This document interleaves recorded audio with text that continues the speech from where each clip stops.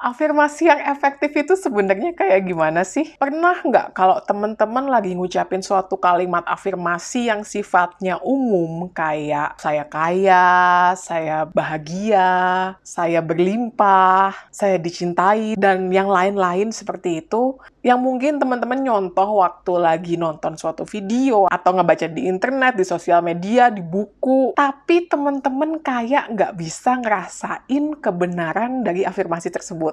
Ibaratnya tuh rasanya kayak nggak bisa nyes dirasain di dalam diri sampai ke jantung hati.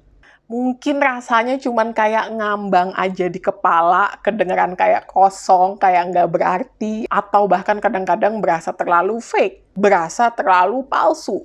Well, seperti teknik law of attraction, teknik manifestasi lainnya, afirmasi sebenarnya bisa menjadi suatu teknik, suatu tool, suatu alat yang powerful untuk membantu teman-teman memanifestasikan apa yang menjadi tujuan, apa yang menjadi goal impian teman-teman. Namun kalau di dalam proses mengucapkan afirmasi tersebut, teman-teman merasakan berbagai hal yang sebelumnya saya sebutkan tadi, ada kemungkinan bahwa afirmasi yang teman-teman pilih tersebut kurang efektif. Jadi di video ini saya akan membahas 3 langkah, 3 prinsip yang teman-teman bisa terapkan, bisa pakai untuk merancang afirmasi sehingga afirmasi yang teman-teman pakai untuk membantu memanifestasikan apa yang menjadi goal, tujuan, impian teman-teman adalah afirmasi yang powerful, adalah afirmasi yang efektif. Dan yes, ini berlaku untuk hal apapun yang teman-teman mau manifestasikan di realitas fisik teman-teman. So, kalau gitu langsung aja ya, kita bahas.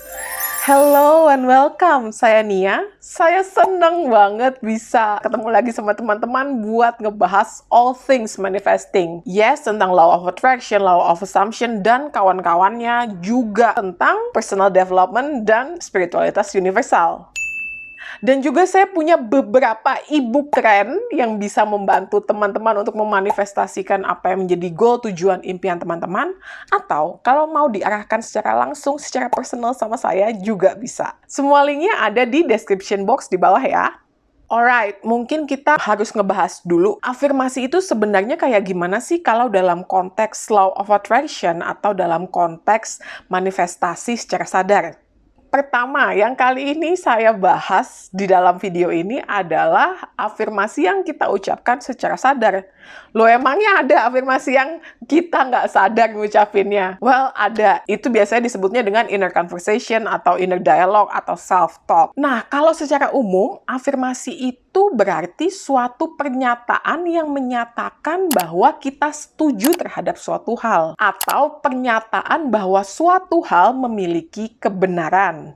Dan perlu digarisbawahi juga kalau dalam law of attraction, dalam hukum tarik-menarik, dalam conscious manifesting, segala teknik yang dipakai itu sifatnya sangat personal, sangat subjektif. Dan sama prinsipnya kayak kalau kita melakukan teknik manifestasi lainnya seperti scripting atau visualisasi, tujuan kita melakukan suatu teknik manifestasi adalah untuk menanamkan, membentuk, memupuk suatu asumsi baru, cerita baru, ide baru, belief baru di dalam pikiran kita melalui pengulangan, melalui repetisi.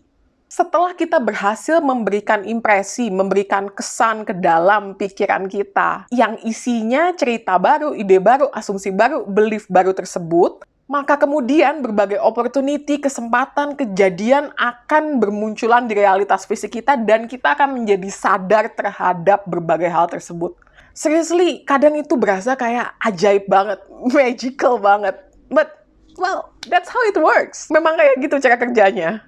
Nah, dalam prakteknya, dan hal ini penting banget, alasan terbesar kenapa afirmasi yang teman-teman pakai mungkin nggak efektif untuk membantu teman-teman memanifestasikan apapun itu yang menjadi goal, tujuan, impian teman-teman adalah karena teman-teman menggunakan afirmasi tersebut untuk menyasar hanya pada keinginan teman-teman dan bukannya kepada apa yang menjadi resistensi atau limiting belief atau mental block yang teman-teman miliki saat ini. Hal tersebut bisa menjadi salah satu alasannya kenapa afirmasinya kurang kurang benar-benar berasa di dalam diri teman-teman. Coba sekarang kita bahas pakai contoh ya. Misalnya nih, yang mau teman-teman manifest itu adalah rumah idaman teman-teman. Lalu teman-teman pakai afirmasi generik, pakai afirmasi yang sifatnya umum seperti ini.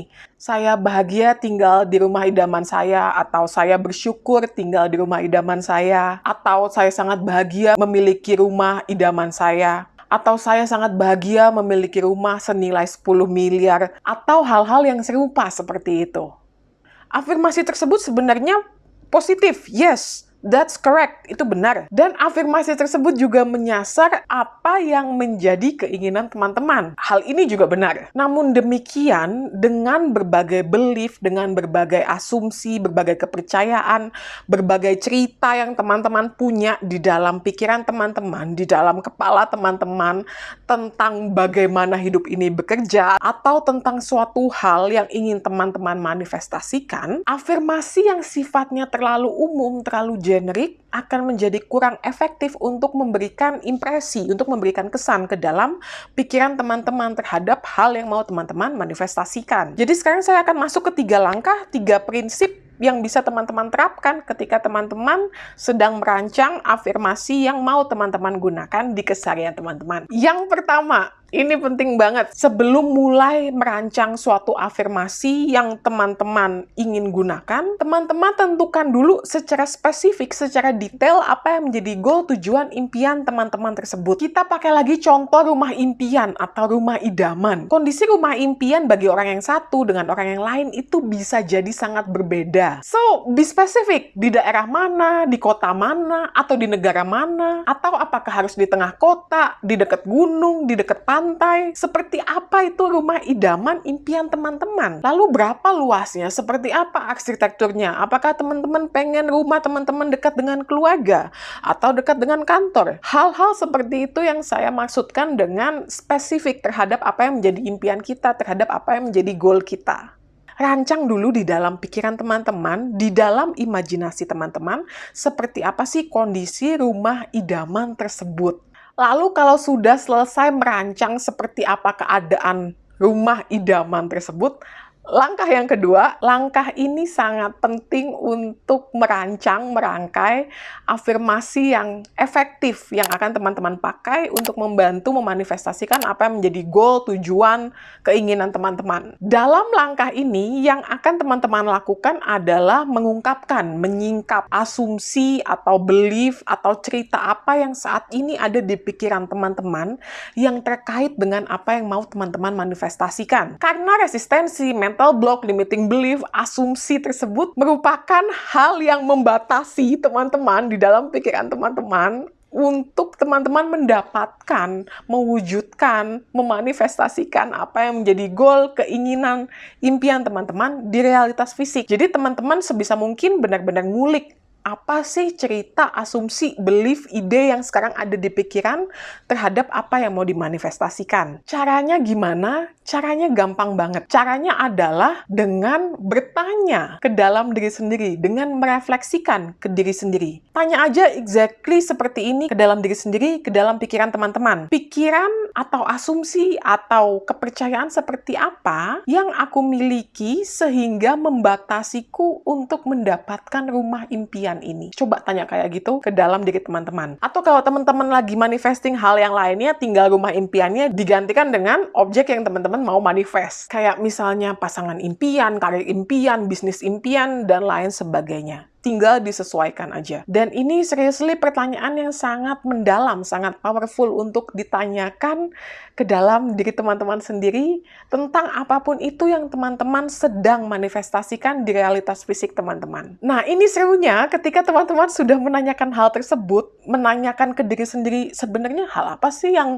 ngehalangin gua buat mendapatkan rumah impian ini? Nanti dalam diri teman-teman tuh pasti akan muncul pikiran, akan muncul suatu atau asumsi yang memberikan jawaban terhadap pertanyaan tersebut. Mungkin jawabannya bisa kayak, saya nggak mampu beli rumah impian saya, atau kayaknya nggak ada deh rumah impian dengan spek yang saya mau, atau susah deh kayaknya punya rumah dengan keadaan seperti sekarang. Nah, hal-hal seperti itu yang mau kita gali. Asumsi apa sih yang ada di dalam diri kita yang memiliki potensi untuk menghalangi teman-teman mencapai apa itu yang menjadi goal, tujuan, keinginan, impian teman-teman. Dan jawaban tiap-tiap orang itu bisa banget berbeda-beda. Jadi please banget sebelum merangkai suatu afirmasi, pakai deh cara ini. Untuk tanya dulu ke diri sendiri sebelumnya, apa sih yang menghalangi saya untuk mencapai apapun itu yang saya ingin manifestasikan di realitas fisik saya? Dan kalau udah nanya kayak gitu di dalam diri sendiri, teman-teman bisa menuliskan berbagai pikiran itu, berbagai isi pikiran teman-teman tersebut. Nah, sekarang kayaknya udah mulai kelihatan lebih jelas ya, ada ketidakselarasan antara apa yang menjadi hambatan, apa yang menjadi penghalang dengan apa yang diafirmasikan.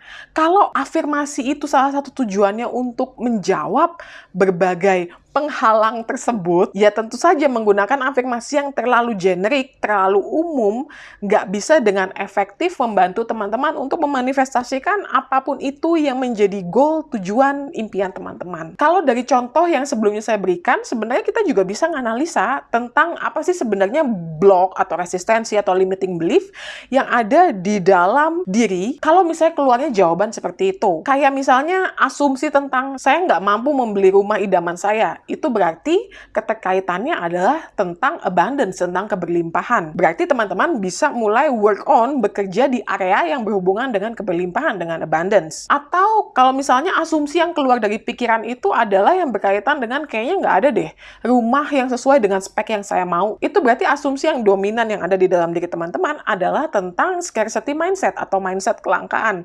Itu juga bisa di work on. Nah, sebenarnya hal-hal kayak gini yang sebenarnya saya gali kalau misalnya saya lagi session dengan klien saya tentang cerita apa, asumsi apa, ide apa yang sekarang ini lagi running di dalam pikiran teman-teman. Kalau teman-teman ingin dig deep, merilis, melepaskan berbagai resistensi, limiting belief yang ada dalam diri teman-teman, saya juga punya resource ebook tentang releasing limiting belief. Sekali lagi, linknya ada di description box ya. Nah, sekarang cara yang ketiga, cara yang terakhir. Tadi kita udah tentuin gimana spesifiknya keadaan detail dari apa yang teman-teman ingin manifest.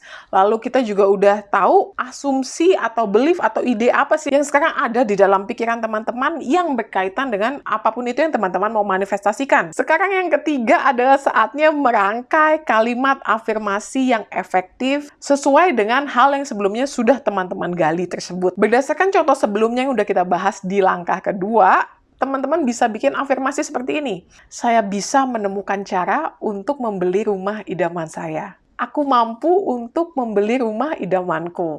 Atau gue bersyukur banget bisa nemuin pilihan rumah sesuai dengan spek yang gue mau. Kayak gitu juga bisa. Kesimpulannya adalah rangkailah kalimat afirmasi yang sifatnya personal yang menjawab berbagai asumsi yang saat ini teman-teman miliki terhadap hal-hal yang mau teman-teman manifestasikan. Sehingga teman-teman bisa lebih gampang merasakan kebenaran dari kalimat afirmasi tersebut. Jadi sekarang teman-teman udah lebih jelas ya tentang kontrasnya, tentang perbedaannya antara afirmasi yang sifatnya generik, afirmasi yang sifatnya umum, dengan afirmasi yang memang spesifik, yang memang personal untuk apapun itu yang teman-teman mau manifestasikan. Ini juga jangan lupa, poin penting dari melakukan afirmasi atau teknik manifestasi, teknik law of attraction dalam hidup adalah untuk menanamkan, menginstall cerita, ide, asumsi, belief, kepercayaan yang baru tentang hidup kita. Untuk itu, langkah yang paling pertama memang sebisa mungkin kita sadar dengan cerita apa sih, narasi apa sih yang ada di pikiran kita